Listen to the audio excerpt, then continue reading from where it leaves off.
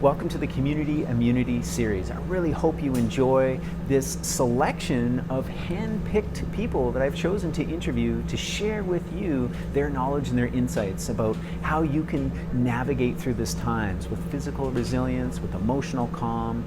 Make sure that you're subscribed so you get notifications of when each interview is being released. Take advantage of it while it's up for the 24 hours. And just know, of course, that if you want access to all of the recordings forever, then you can purchase the package as well. So without further ado, let's dive in and enjoy. All right, Takota, thanks for being on the show with us and sharing your wisdom. Let's just touch base. What has been your experience so far? We're about just at the beginning, and what's been going on in your world? So I mean, it hasn't affected me too much, just because of the nature of our business. Like we're small scale. We sell directly to consumers. The only thing that has affected us is one of our farmers markets has been canceled. Because it took place in a school. But other than that, we were still making deliveries to drop-off locations in Edmonton and Calgary, kind of on a monthly basis. So we're still good there as long as they don't ban road travel. We'll be all right. Yeah, I mean, I assumed you would be considered an essential service. I've been wondering about that for the light seller as well. I mean, I this is essential service, but totally, that's I definitely see myself as that. But whether or not the authorities do is a different question. But I think regardless, it'll certainly open some interesting conversations but what is an essential service even, and I think. They'd be taking on the wrong folks, I think, if they tried to tell us otherwise. So. Yeah, for sure. So yeah, what has been top of mind? What have been the conversations you've been having in your circles? I know you and Rob Avis have been having some webinars, and this has just been an opportunity, a time to have some dialogue. Yeah, absolutely. I mean, one of the biggest ones, and I just actually sent an email out last night if you saw it, but about, like, I have just my phone, email, text has just been inundated, and social media pages have just been inundated with people sending me links about every you call them conspiracy theories or hypotheses under the sun. Right.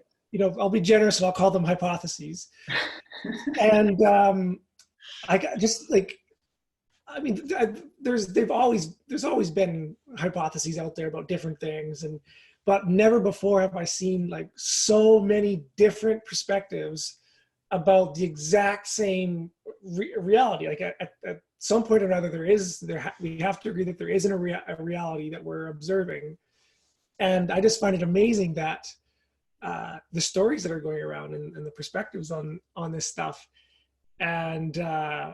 So anyways, that's what Rob and I've been talking a lot about, is like, how do we get outside this kind of, drama-based thinking or problem-based thinking? And it's like, is there common ground that all of these people talking about the same thing, we could find that common ground and actually move forward.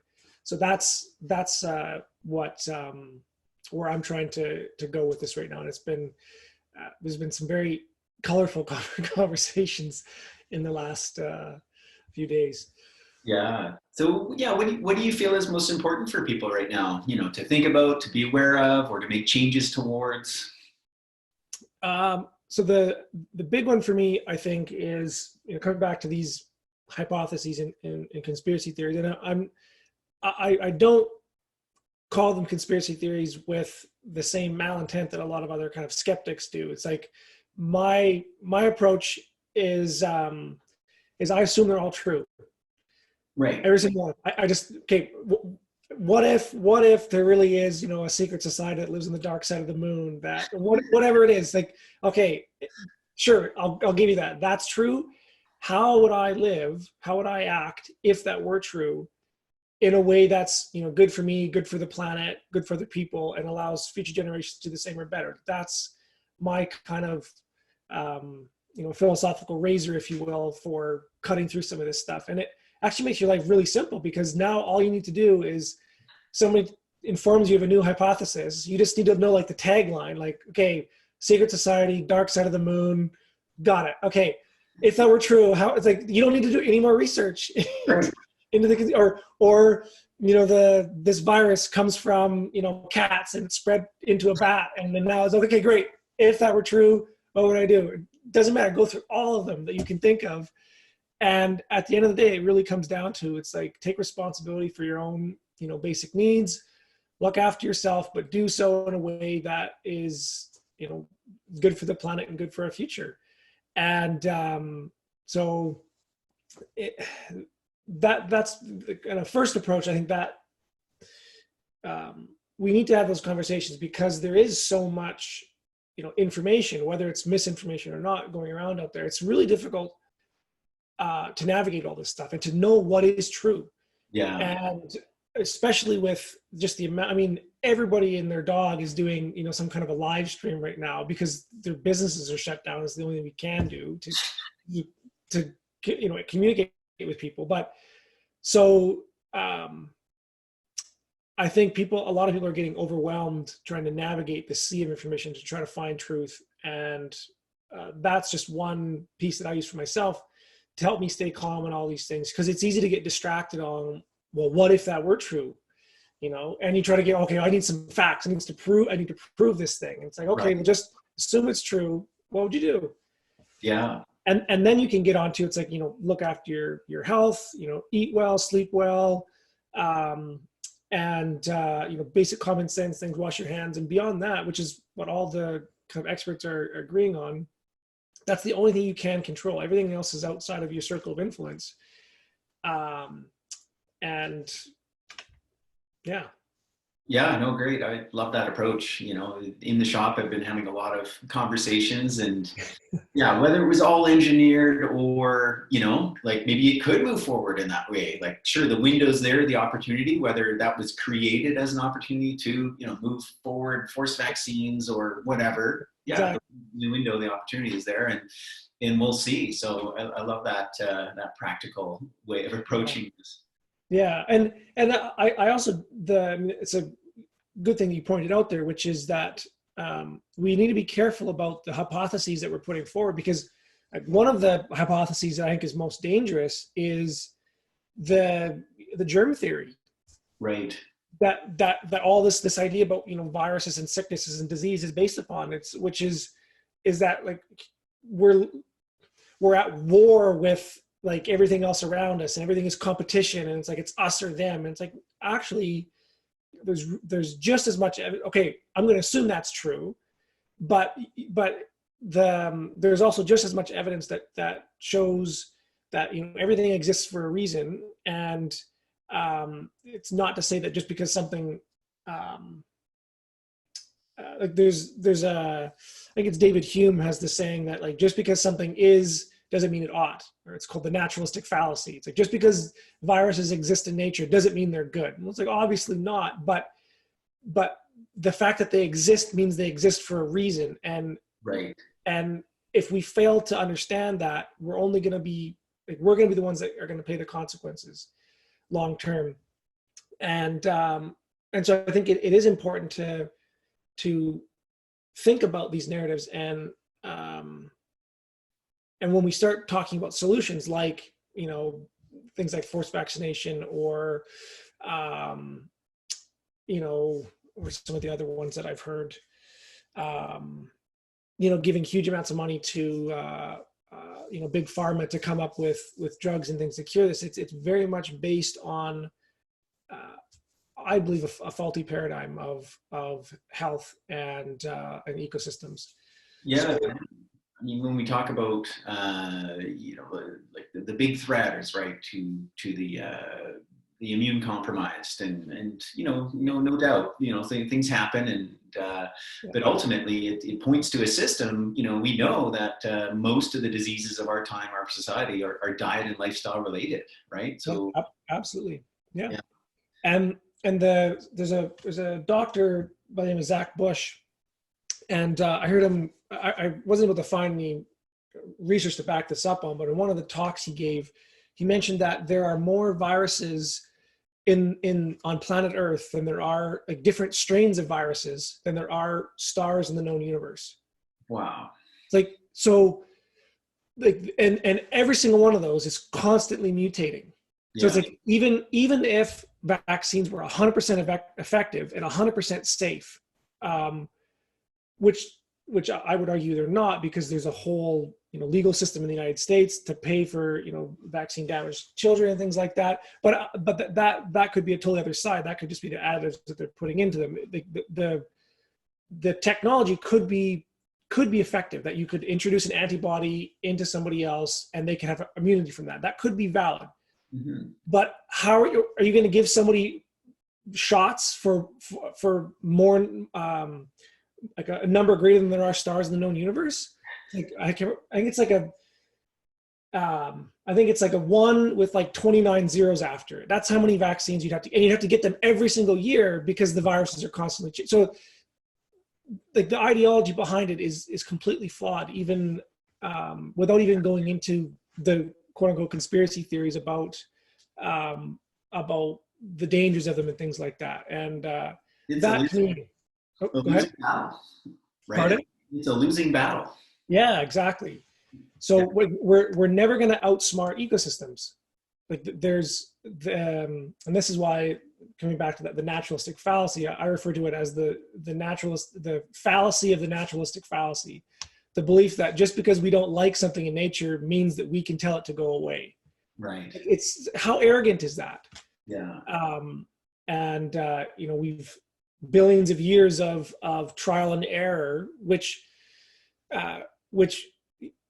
if you follow the theory of evolution, it's like, that's what allowed human beings to evolve. It's like, suddenly now evolution just stopped. It got to us and now we're done, and we are exempt from the environmental pressures that allowed us to get to this place. This is arrogance at its highest level, I think. Yeah.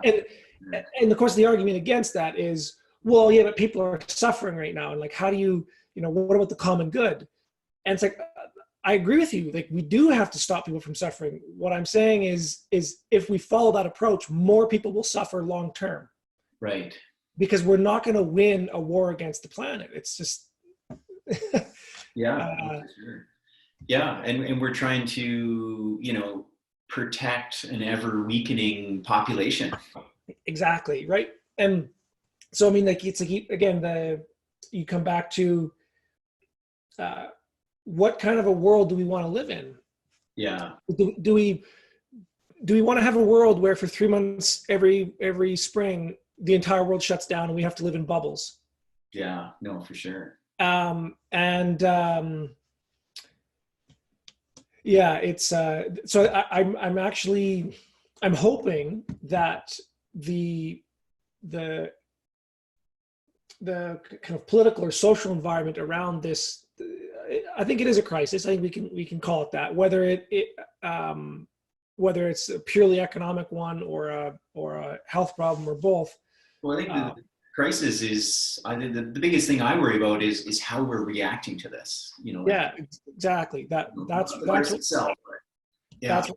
what concerns me. And so I'm hoping that we can continue to have conversations like this. So again, it's like, if you come back to the bigger picture, it's like, what's our goal as a species, and then how are we going to get there? That's, in my opinion, a much more productive conversation than arguing about getting to a destination that we don't even know what it is. Yeah. And that's where I really feel like right now, President Trump in the United States is talking about basically he's having to make the choice between, like, do I save the people, the health of the people, or do I save the health of the economy? And it's like the fact that that this is being talked about as the fact that we're having to have this conversation about this or that is the problem. Right. Like, we're the horse is already out of the barn. We need to come back and regroup before we continue along this train of thought. Yeah, and maybe an interesting analogy that we can go down right now is, you know, as you're sharing, and you and I, we've got a past of kind of going vegetarian and kind of against the industrialized food system. Yeah. And at that time, mistakenly painting it, you know, plants versus animals. And then you and I know, and you're very much involved in this on the ground level, that it's not plants versus animals, it's how you raise them, right? Yeah. And in this kind of industrial paradigm where we're just going to come up with all these problems that we have to have all these preventative measures in. Okay, we got to give them antibiotics. We got to give them, you know, growth hormones. We got to give them X, Y, and Z because that's what that system requires versus what you're doing on a completely different level. So you want to kind of go down that rabbit hole and. Yeah. So I think this is like, you're right. It's another example of, like they're called straw man arguments. It's like you take the worst possible interpretation of somebody's viewpoint, and then you argue against that. And it's like obviously you and I are against factory farms, you know, the needless suffering of animals and plants, obviously. But to assume that eating animals or plants has to be synonymous with suffering, that you can't, but also to think of is that there's gradations of suffering, and that there's a difference between suffering and death. That's another big piece. Is like for me, death is just as part of a life as life is. And so I really do think that you know, painting these things in these kind of black and white standpoints is not productive long term. And people they dig in their heels and they fight about, you know, they just let each other's straw mans attack each other, and it doesn't get anywhere. And so I really do appreciate, you know, the tack that you've taken with this stuff, which is to and I try to do this as well, is to acknowledge the negative aspects of industrial agriculture and talk about what the solutions are, which is and there's another who said it, but it's easy to remember. Is like it's the how, not the cow. Right. Oh yeah. That's and fun. and all you need to know about that is, you know, at one point there were more bison than there are cattle in North America. Right. Right? Yeah. And so it's like trying to blame cattle for, you know, methane gas and global warming is just utterly ridiculous. Like, but as soon as you change the how, in terms of like, now you've got that same number of animals in a fraction of the space and they don't rotate around. There aren't, you know, predators that are keeping them moving, and other things that are at play here. Then you start to get a lot of the problems that we're seeing with, you know, water quality issues and soil erosion and the suffering of animals and everything else. So Yeah, no, I love that. I've never heard that. It's not the cow, it's the how. And yeah, you know, the reason I brought that up is because, you know, it's exactly what we started talking about.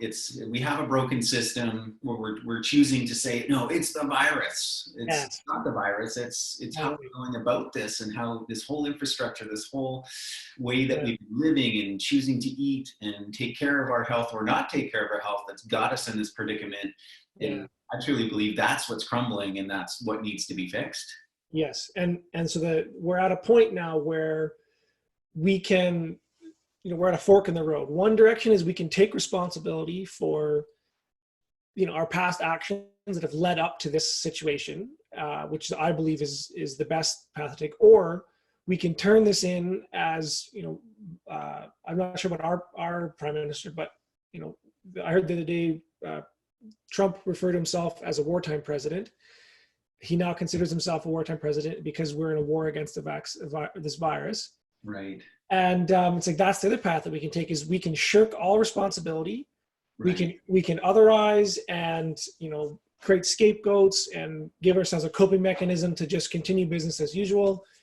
The problem with that approach is that it's going to lead back to the same point again, only it's going to be far worse, because this is how ecosystems function. When there's an imbalance in an ecosystem, there's pollution, it builds up and builds up until, you know, something gives way and it's brought back in equilibrium.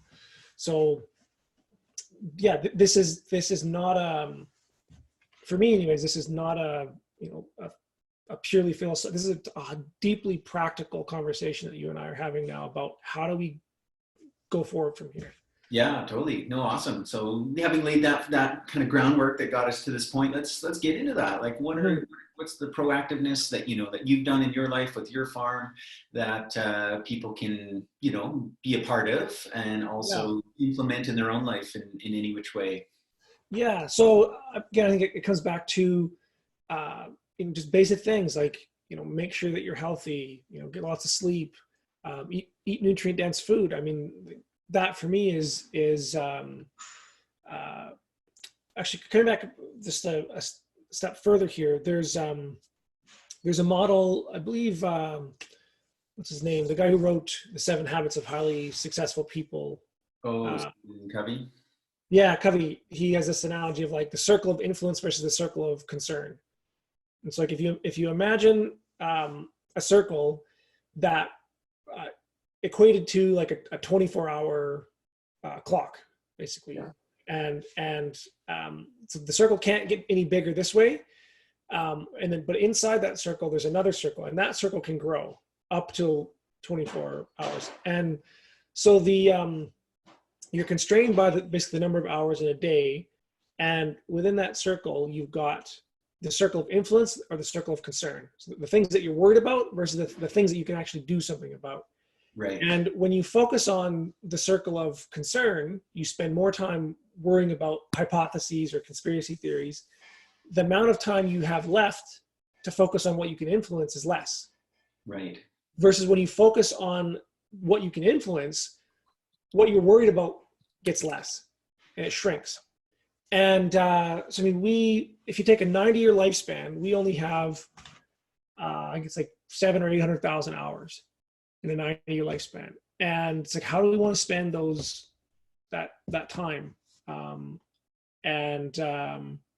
the things that we can control are, what we eat, what we drink, what we sleep, our lifestyle things.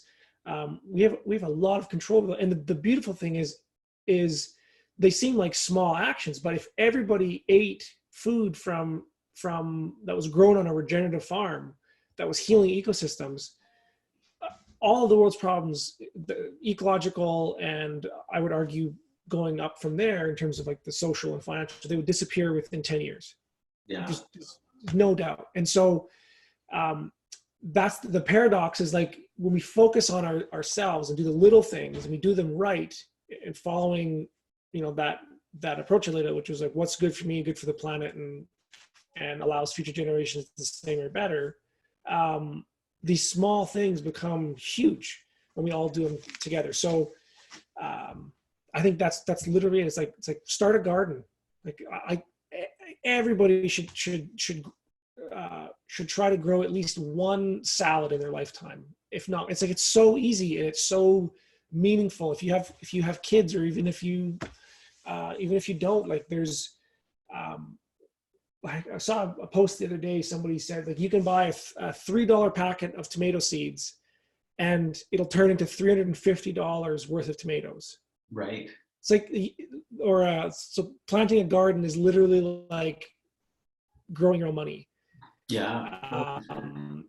Creating your own money. And it's like, there's all these practical reasons behind this stuff. And so no matter who you are, there's something you can do right now that will make your life better immediately and have huge consequences, beneficial consequences downstream, that if we all did it together. Because I think the other problem we're talking about, which is like the tendency to focus on the circle of concern, is it allows us to be lazy.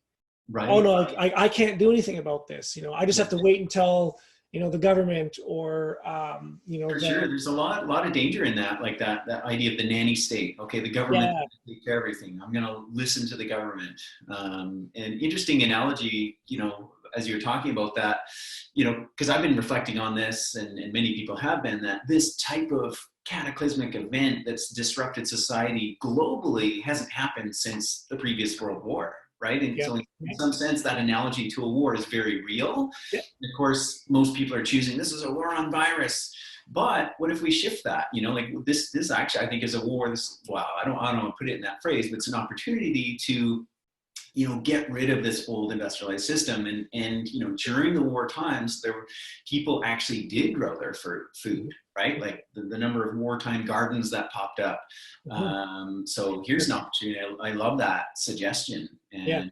here's our wartime garden, right? Like we're actually to uproot this sick system and begin to change that. And I think, for anyone, not only is it more fun, like it's enjoyable actually to do. It helps change society. It will enrich our health, literally and physically, from the ground up. But it's also beginning to change the system. And I think you're part of the new wave of businesses that are making that choice and making that change. And you're living proof that you can make a sustainable living at this. And with a lot of people that are maybe going to go out of work, I mean, one thing that I'm actually feeling very blessed in is to be in the line of work that I am, like literally an essential service, where there's a lot of things that are just coming to the surface that, hey, when it really comes down to it, like this is non-essential, right? And exactly. Yeah. Well, and isn't that funny? It's like, we've been in lockdown for, what is it, a week now or something like that, or like increasing. Yeah. It's like, like things are still working pretty good. Like the lights are still on. So it's like, how many bullshit jobs are out there that could totally be just cut out? Right. And then I think, and then what are those people going to do? It's like, they can become part of the new economy. In Canada here, in the 1930s, the population of farmers was about 33% of the population. Today, it's less than 3%. It's like 2.9.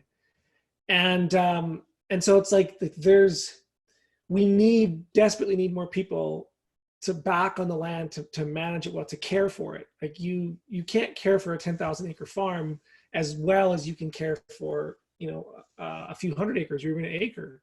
Yeah. And so I'm super hopeful about the potential transformation that can happen out of this. But like I said, I also do see this, that we're at a fork in the road. We can either choose to learn from this and take responsibility, or we can, demand for, more of a nanny state and, take the problem away from us. We don't want any responsibility. And it's just going to repeat itself in 10, 15, 20, 100 years. It doesn't matter. It will come back.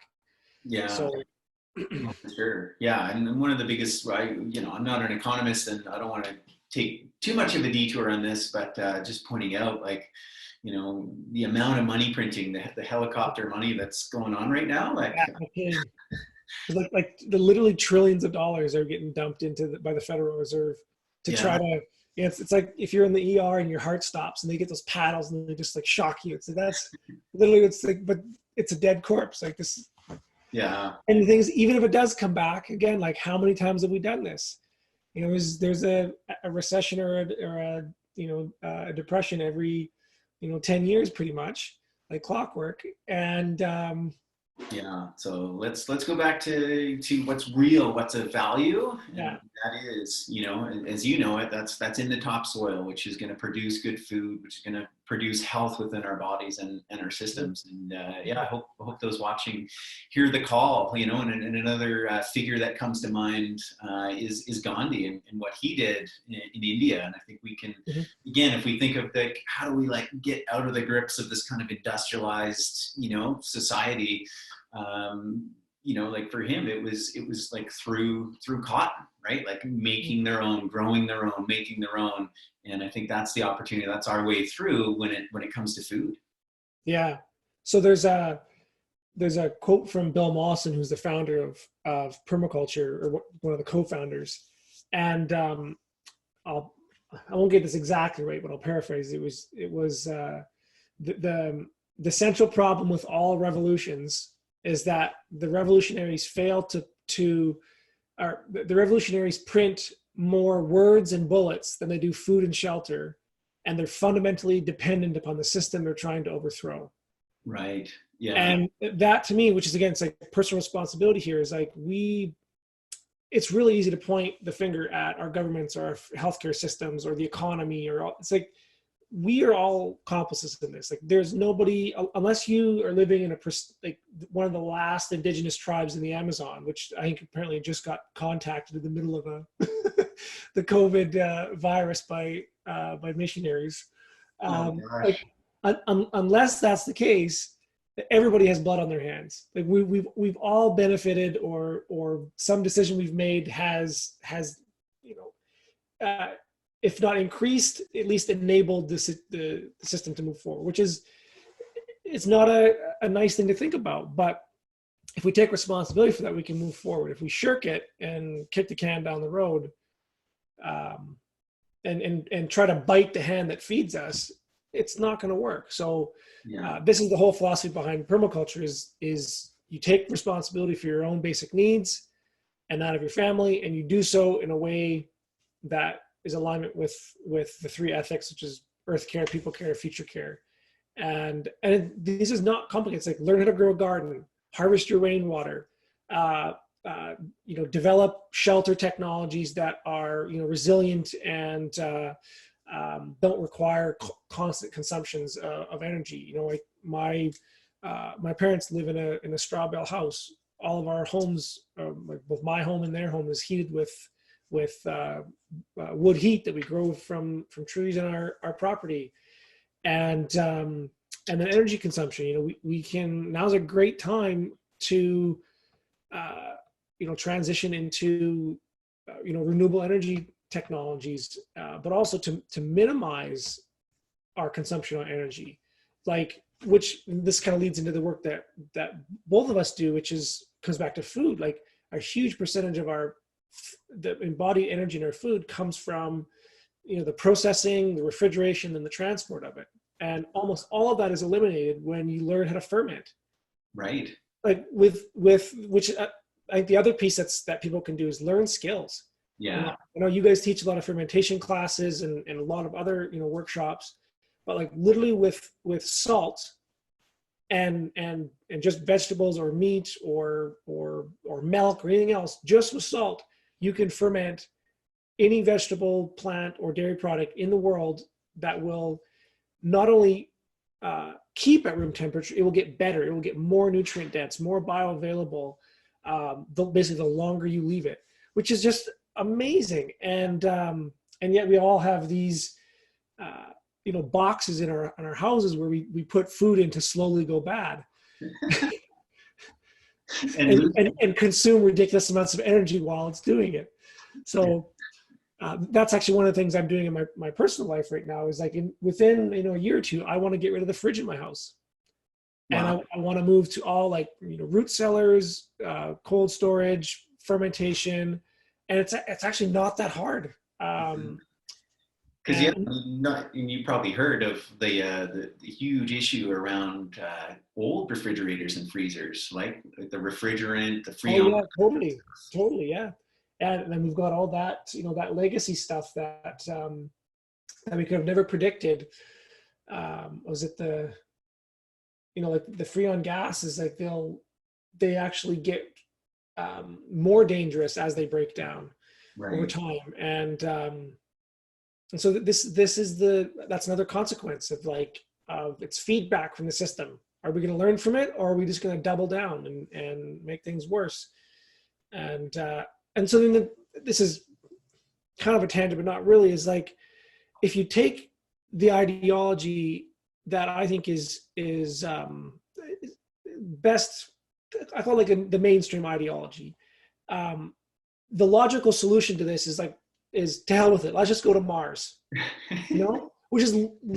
that's literally a solution that's being proposed right now and has been for years. Yeah. It's like, Earth is doomed. There's nothing we can do about it. Let's go try to terraform another planet. And what happens when that planet burns out? We're just going to go to another one. And this is not I would argue, an ethical or a logical way to run a species or a civilization.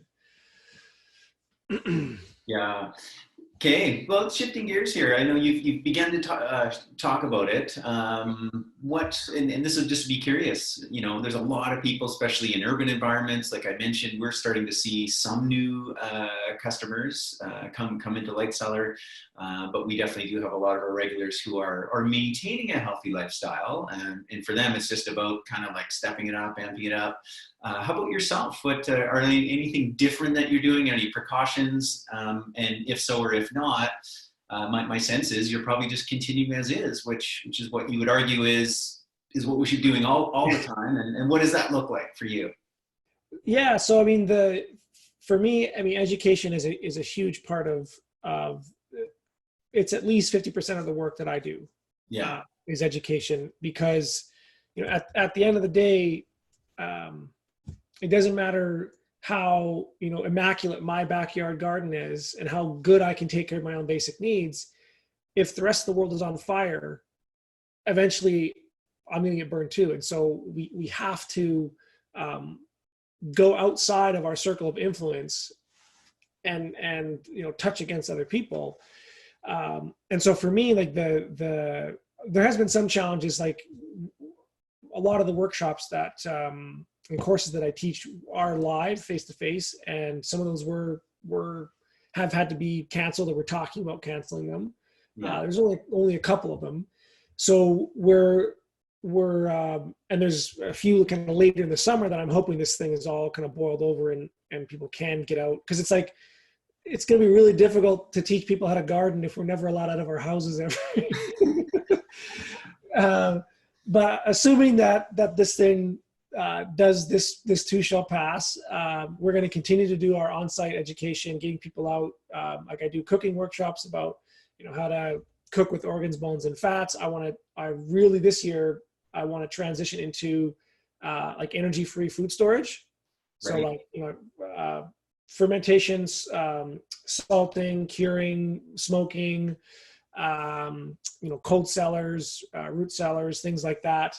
I really want to get into that and do some workshops kind of showing some of the things that we've got at our place here.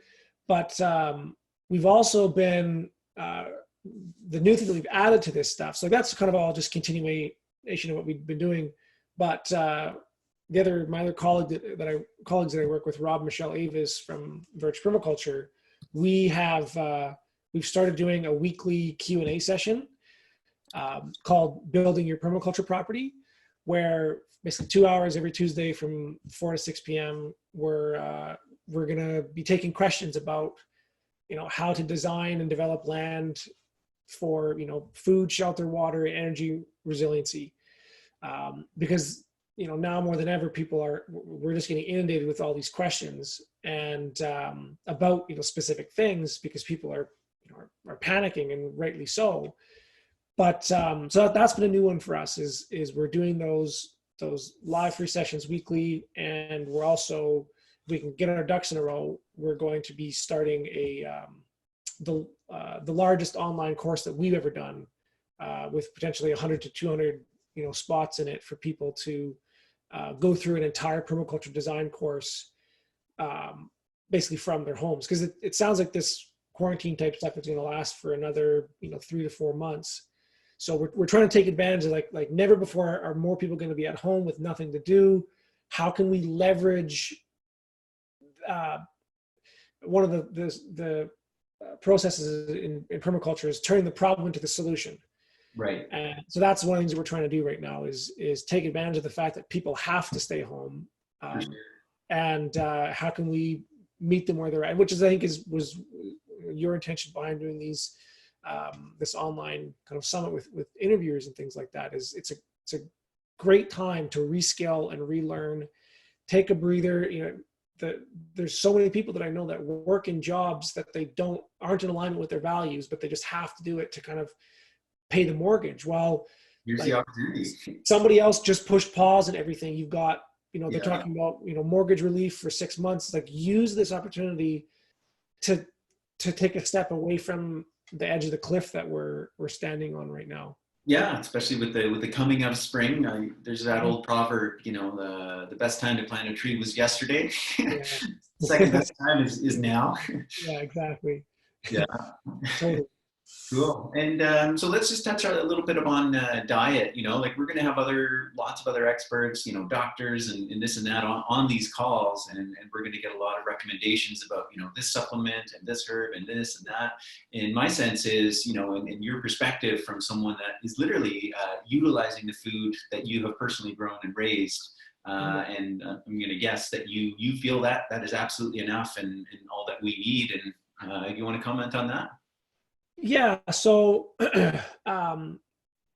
the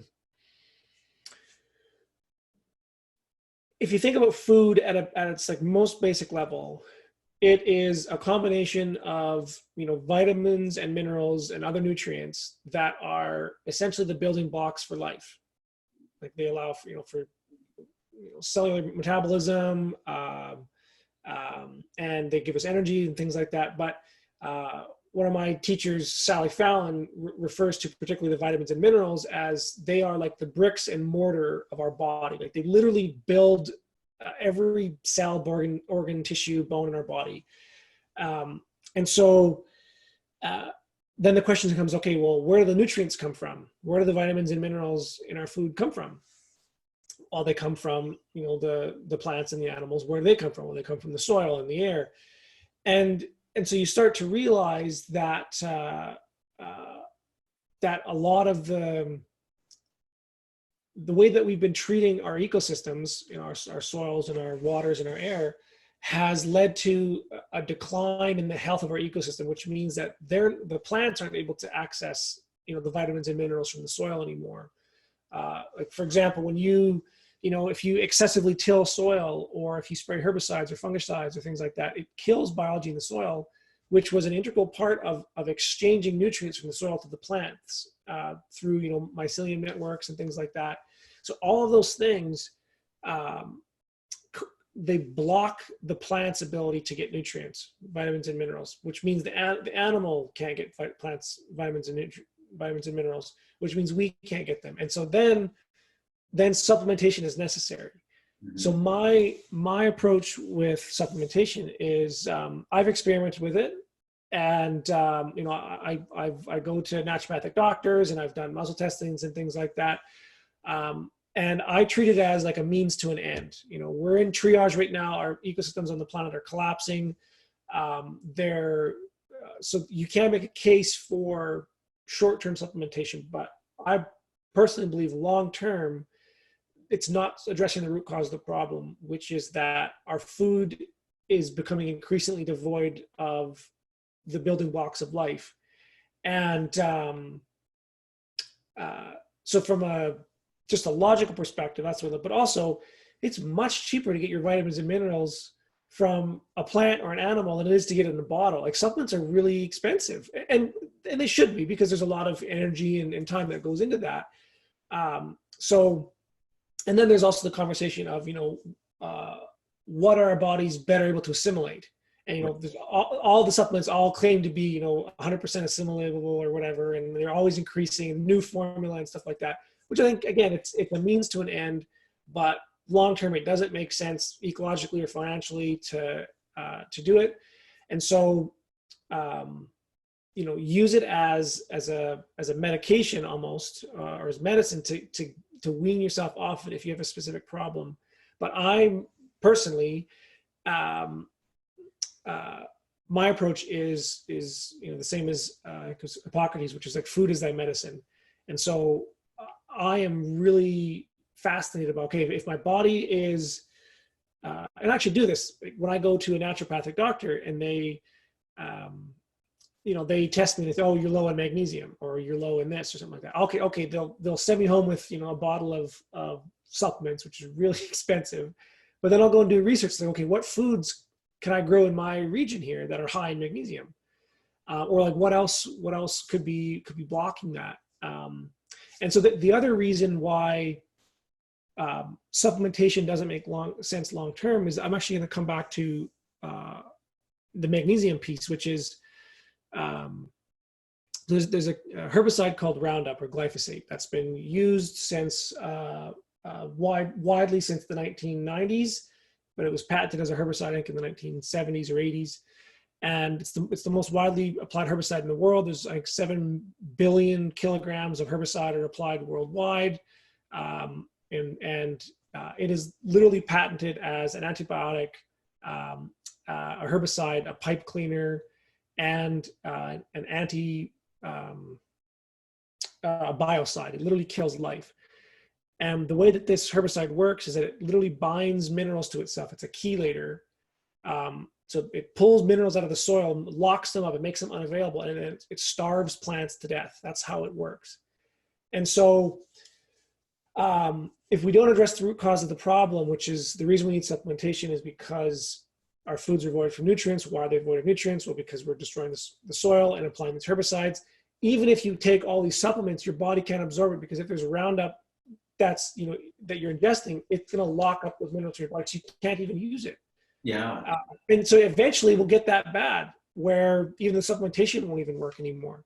Yeah, and as you and I know, I mean, Roundup is ubiquitous. It's water soluble. It's in our water system. It's in our food system. It's in the air. Exactly. It's everywhere. And every year they're applying literally billions of kilograms. And this stuff is persistent. It lasts for 25 years in the soil. And when it breaks down, it becomes more toxic than it was before. If you look at the MSDS sheets on the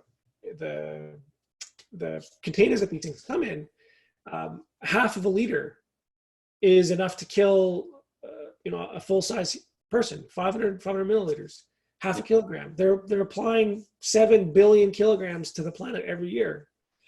That's enough to kill every man, woman, and child twice over. It's just, so that's my kind of take on, is like, supplements are a short-term tool to get us out of the trouble that we're in. Yeah. But long-term, they're not a crutch that we want to depend upon. Totally. It's all going back to what you're doing, which is regenerative agriculture, building the soil, building the ecosystem back to health, produce healthy food. And I know you're into whole animal eating, obviously whole foods. We're all into whole foods, but helping us actually practice that. Yeah. Eating the organs, the bones, the fat, what you like to call is your great grandmother's superfoods, what has kept generations before us strong and healthy. And we're seeing that degradation of the individual just as much as that degradation of society happening on the macro. And we have a wonderful opportunity. I love that, what you said, that permaculture principle, taking the problem and turning it into the opportunity, part of the solution. So yeah. Cool. And the other thing that I notice, or did you have another question No, I know we're going to be wrapping up pretty quick. I know you got another call. You've been a busy man these past few days. Well, actually, my call that was yesterday, so I can chat longer if you want to go longer. I don't have another one till 4:00 tonight. All right. But I was going to say one of the things I've noticed in teaching the courses about kind of organs, bones, and fats particularly is there's a lot of there's kind of like 3 main reasons why people are intimidated or afraid or believe that organs, bones, and fats are bad, and they essentially come down to there's environmental concerns. There's health concerns. So it's like animals are bad for the ecosystems, animal products are bad for our health, and eating animal products are unethical. So it's like the environment, the ethics, and the human health aspect. And so I try to address those things in the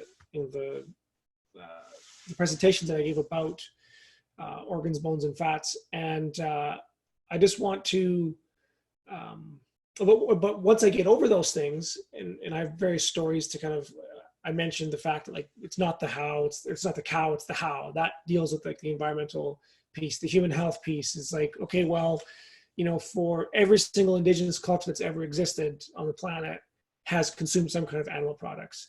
So like we literally have 100,000 years of anthropological evidence that shows that like these were an essential part of our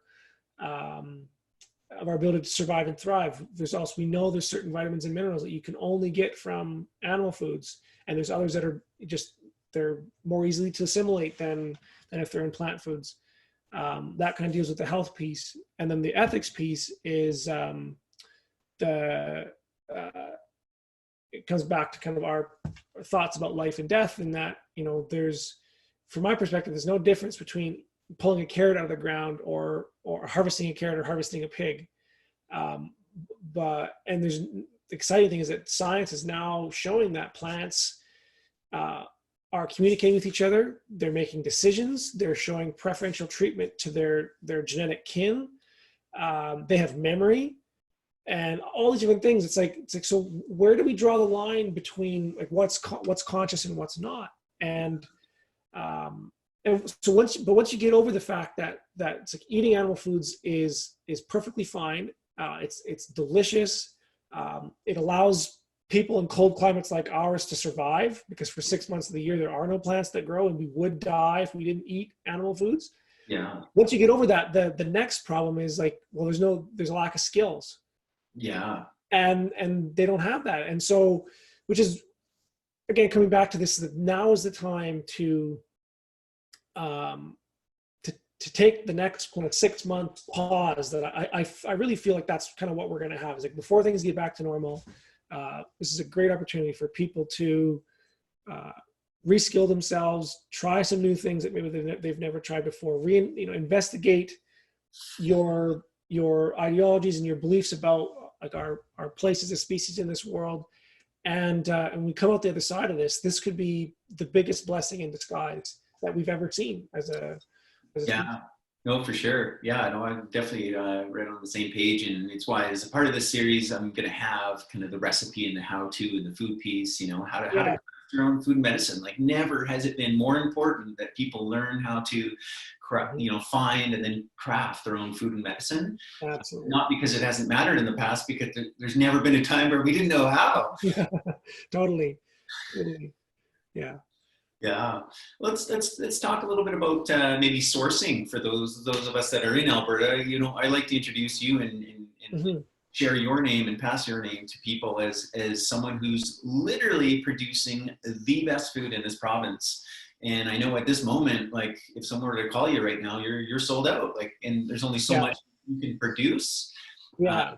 So yeah, who else in Alberta is doing even something remotely similar? How can people start to make choices in alignment with everything that we've been talking about? For sure. So one of the things that I recommend people do is actually just contact me personally, whether by phone or by email, and let me know where you live, because I know a lot of different producers, across the province, and that's probably the best way for me to get. But also that I can ask you questions like, well, like, what are your concerns about, this? Because there's certain people who, I know a lot of producers who are transitioning to kind of where we are, and they want to get to where, and we're also increasing all the time as well. But I'm sad to say most, I don't know of any other farm in Alberta that is producing at the quality and the integrity that we're doing it. And I don't mean that to brag. It's sad. Farmers are in a difficult place right now, because they've got payments to make as well, and they're trying to balance, being able to sell food at an affordable price so that people can access it, and also be able to make a living. Yeah, and so that comes. I remember you shared about the predicament of the chicken. There's those 3 factors. Do you want to share just really quickly about that? The chicken, I have to jog my memory. So for you were saying, like, in order for you to viably produce a chicken, like, 3 factors, and really to do it commercially, you only can do 2, which leaves out the other one. I mean, there's like, was it the volume, quality, or is that what you're talking about? I believe so. Yeah. It was like quality, quantity, or what's the other one? I can't remember. essentially you're saying like, you know, you actually don't raise chickens because the amount that you'd actually have to sell them for. Yeah, yeah. So the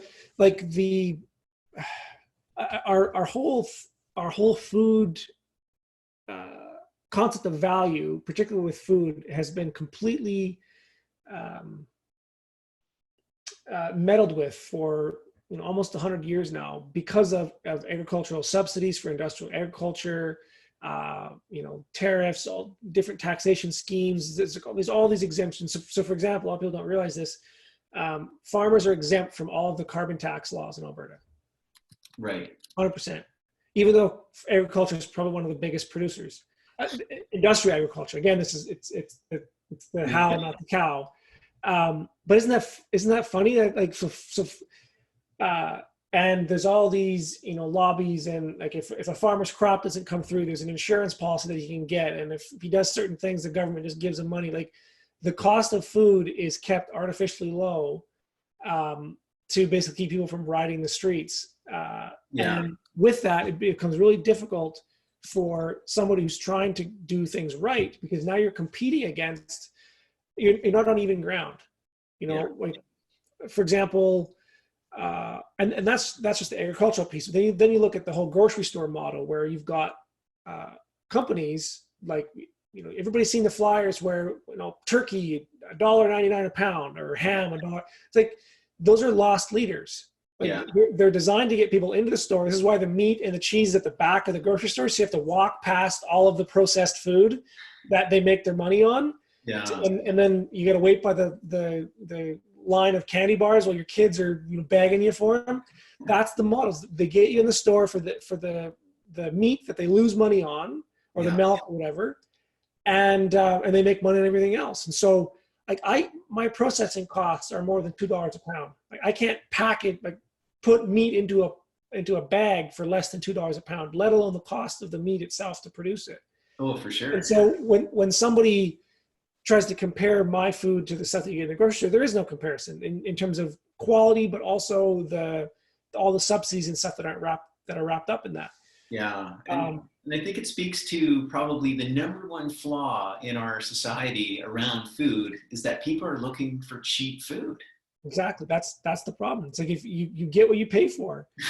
And like I don't want cheap food, because it comes with this whole thing. Mm-hmm. So that comes back to the chicken piece there. Is like, if I were to sell, so chickens today, there's, if you buy chicken in the store to eat, it is a single chicken. Like basically all the chickens in the world are one chicken. Right. They all come from like a few factories, and they're called Cornish game hens. Yeah. And they've been bred for like the 1930s or whatever, where it used to take 20 weeks for a chicken to go from egg to 6 or 7 pounds. Now it takes 8 weeks. So it went from 20 weeks to 8 weeks with the same amount of food. Wow. Like these birds, they literally get so big at the end of their life that they can't walk, like because they grow so fast. They're literally like soccer balls. Yeah. And so you take that animal, and they're mass produced in these factories. Even if you're raising them on pasture and feeding them organic feed, they still have all these health problems and everything else. And so we ourselves, we don't raise Cornish game hens. We raise dual purpose heritage breeds, like Barred Rocks or Buff Chanticleers or things like that. And those birds, again, they take 20 weeks to get to half the weight of one of these Cornish game hens. And so I would have to charge, $20 to $30 a pound for chicken to be able to cover my costs and be able to make a sustainable profit at that. Which is, it seems extreme. So like basically a 5-pound chicken would be like $100, $120. But this is where we're so skewed, and that wouldn't even be a high profit margin for me. Like it would basically pay for the certified organic feed and my labor. That's it. So these are really complicated issues, and this comes back to the tendency for us to just, it's these industrial farmers, they're the problem. It's like, if you have ever complained about the price of food, you are part of the problem. If you have ever gasped that, "Oh, they want how much for that?" You're part of the problem. Right. Because those industrial farmers are trying to cater to a demand. Their products have to go somewhere. Yeah. And whether you're buying them or not, like the idea behind wanting cheap food is a huge problem. And again, this is where, as consumers, you can make a huge impact on that by, one, growing your own food or sourcing it from somebody who is practicing, regenerative agriculture, regenerative and ethical agriculture, which is entirely possible to do. Yeah, no, for sure. And when you source it directly, you're also cutting out a lot of those middlemen and all those Exactly. Yeah. And you're not saying that, people should be spending $100 on a chicken, and that's why you actually don't sell it, because that, in that particular case, it's actually unattainable, unsustainable at this stage. But but the other piece to this as well is that coming back to I can't remember what year it was, but like, people used to only eat chicken once a year. Right. Interesting. It was a very rare thing because it was a very energy intensive product to produce. Right. And therefore it's a very, so like we raise meat birds for ourselves, and they are like, you have them when like your favorite guest comes over, like they are cherished because they're amazing. There's like, the white meat on my chickens is darker than the dark meat on these even the pasture raised Cornish game hens. Yeah. There's no comparison. Like the skin is unbelievable and all this. So it's there's actually people that have come up to me and said like we will spend $100 on a chicken, like they want to. Yeah. But then you've actually got the problem of I actually can't process these birds anywhere.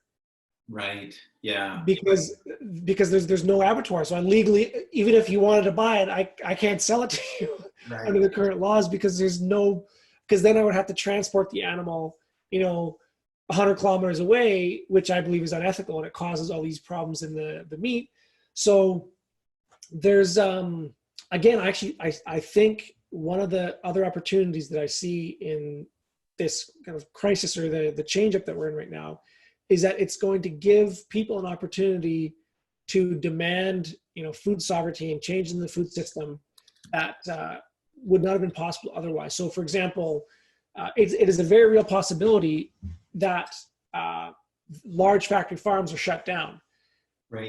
They're already talking about doing this in Europe, where because they're harbingers of disease. Yeah. But they're also, if we want to stick within the quarantine guidelines, where you minimizing the contact with people, there's hundreds of people that work in some of these large processing plants.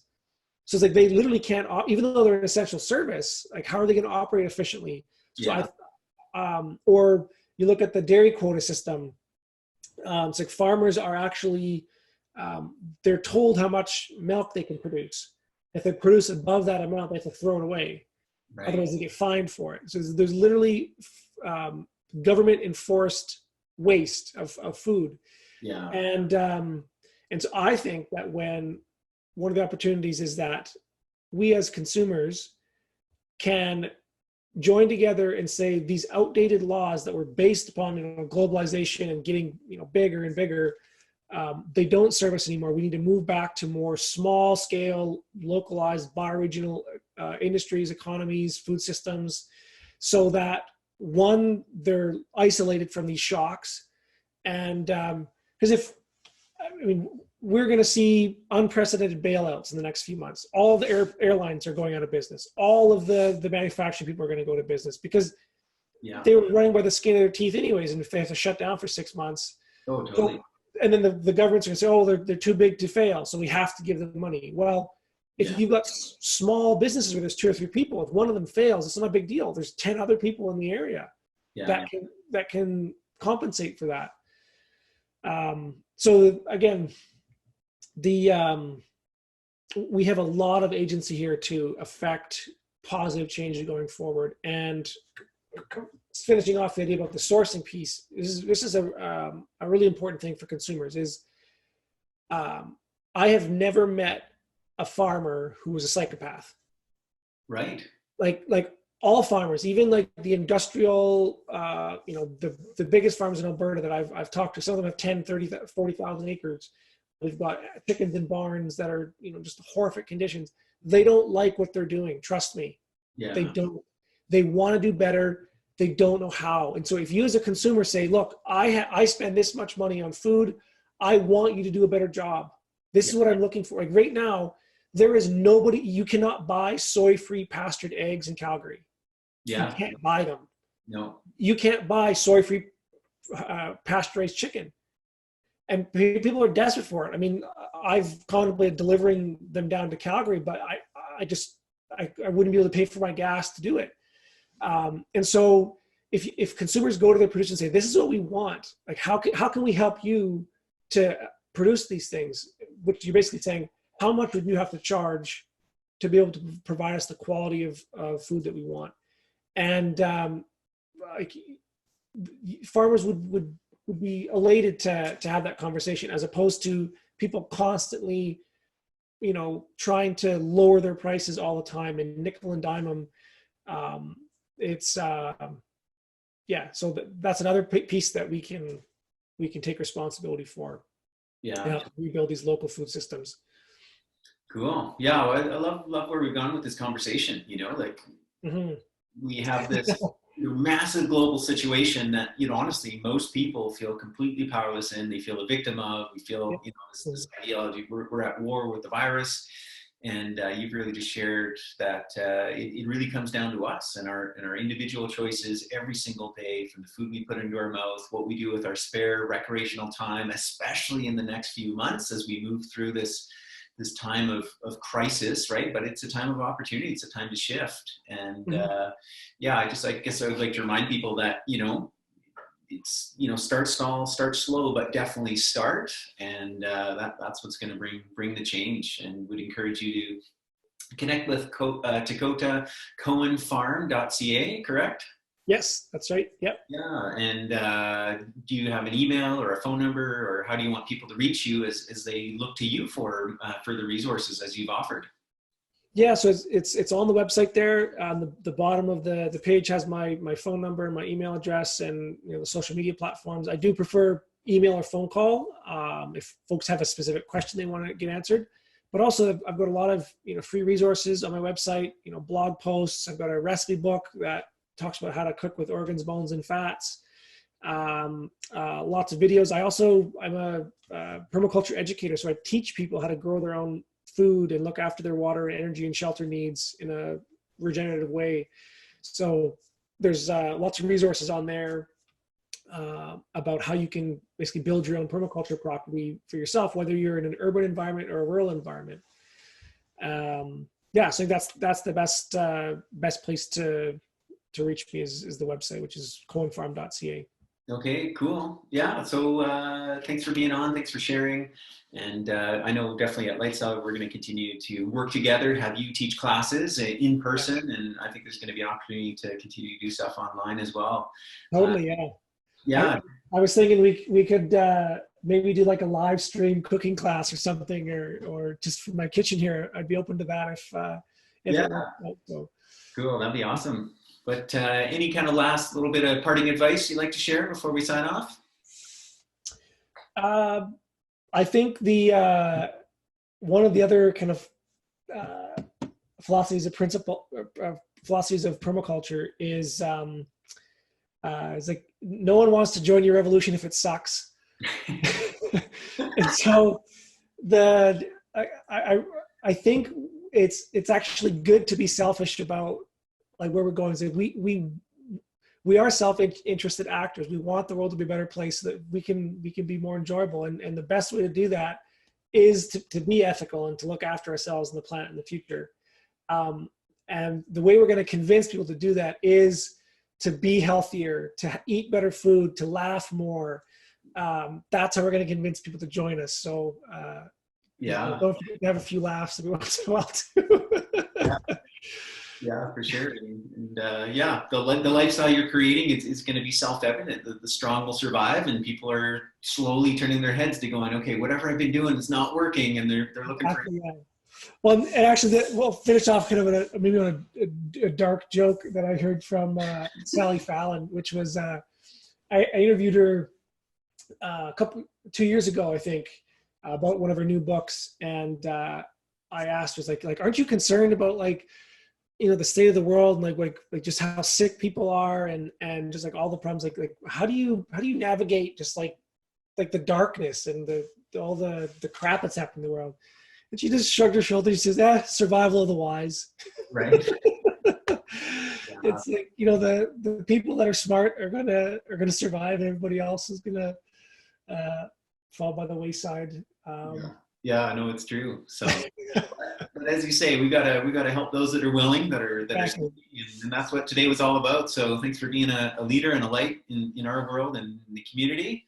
Likewise. Yeah, thanks for being on and sharing. So, we'll catch up with you again sometime soon, and folks can reach out to you through Coenfarm.ca. Totally, and it's COENFARM.ca. There's no H in there. Yeah. Okay. Right. Right on. Take care, folks. See you, Malcolm. For sure. Thanks a lot. Really hope you enjoyed that interview. Be sure to subscribe to make sure that you are receiving notifications of all the videos coming out. And if you want access to the entire video series, something that you can replay, you can share with friends and family, then definitely make sure you take advantage of the offer to get access to all of that. And thank you again for being part of this community and this series called Community Immunity.